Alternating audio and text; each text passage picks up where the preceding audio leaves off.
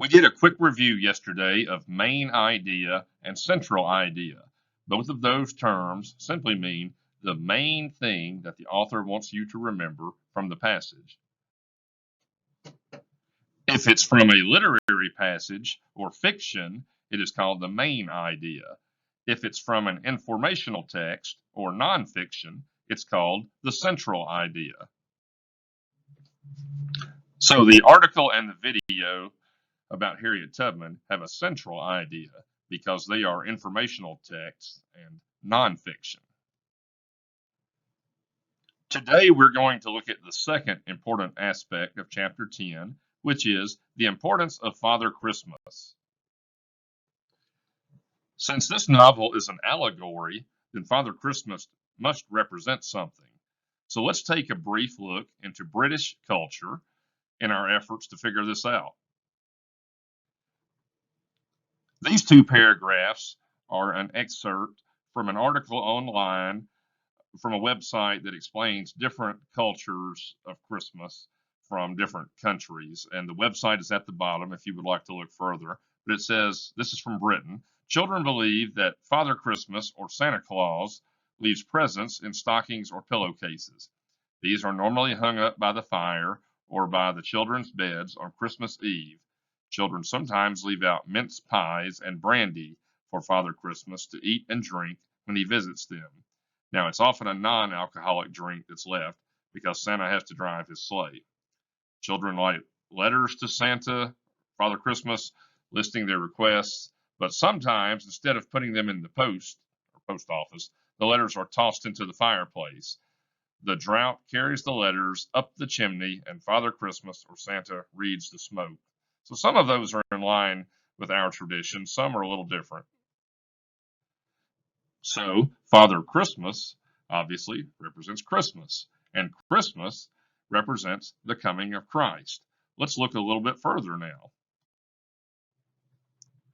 This comes from a website called litcharts.com. It's from the same people who make Spark Notes, and it's an analysis of Father Christmas in the book.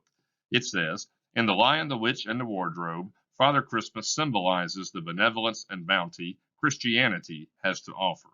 Lucy's first friend in Narnia, a faun named Mr. Tumnus, tells her that because the evil white witch placed herself on the throne, it is always winter but never Christmas in Narnia. In a book whose central thematic preoccupation is Christianity, the forever winter the white witch has imposed on Narnia can be seen as the spiritual impoverishment and literal winter of the soul that estrangement from Christianity engenders.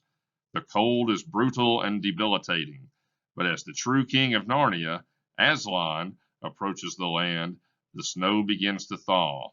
On their way to meet up with Aslan, the children run into Father Christmas. He has come bearing presents for the beavers, as well as Lucy, Susan, and Peter. The gifts he gives the three siblings are not mere toys, but tools that he urges them to use in the upcoming battle against the witch. Here, Lewis is demonstrating how Christianity, which is the essence of goodness and benevolence, also equips its adherents with tools needed to traverse the world and battle temptation, cruelty, and evil. As Father Christmas departs, he wishes all the children a Merry Christmas, and then calls out, "Long live the true king!" Though Father Christmas in this instance is referring to Aslan, the true king of Narnia, his words undeniably echo Christians' belief in Jesus Christ as the one true king and the ultimate deliverer of his fathers from sin and evil. So to break all of that down in good old plain English, Father Christmas represents Christmas, Christmas represents the coming of Christ, and Aslan is the character in the novel that represents Christ. So C.S. Lewis puts Father Christmas in this scene to show that Aslan is coming. Let's wrap it all up and tie chapter 10 together.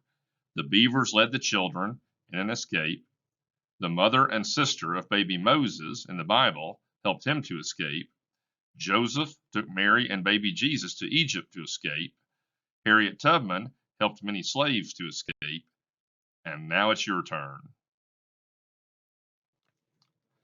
The final link on our class website for today, below this one, is to an interactive, choose your own adventure type website in which you are a slave who must decide whether or not to attempt an escape.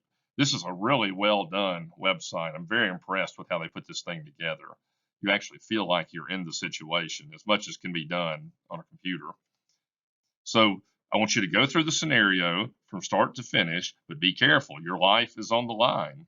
So here's your challenge question. Using 1 to 2 complete and proper sentences, tell us the outcome of your experience in this module as a slave. As always, email your response to gekelley@jmcss.org for the shout out. I continue to get really great responses from you guys, and I hope you'll keep it up. Look at each other, encourage one another, and